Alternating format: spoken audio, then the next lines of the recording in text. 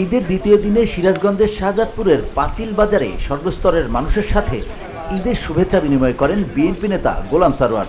এ সময় তিনি স্থানীয়দের খোঁজ খবর নেন।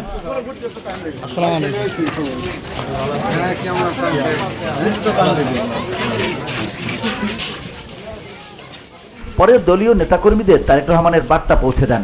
এ সময় গোলাম সারোয়ার বলেন, আগামীতে বিএনপি ক্ষমতায় যেতে পারলে বিএনপি একটি মানবিক সমাজ গঠন করবে। সাধারণ মানুষের কাছে তুলে ধরেন জিয়াউর রহমান, খালেদা জিয়া এবং তারেক রহমানের আদর্শ।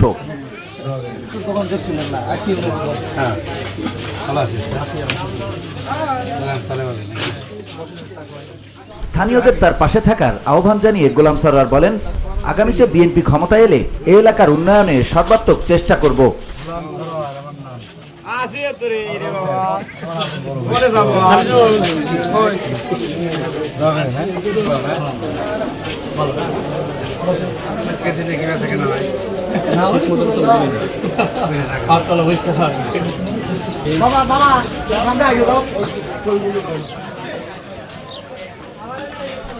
VOD Bangla news desk.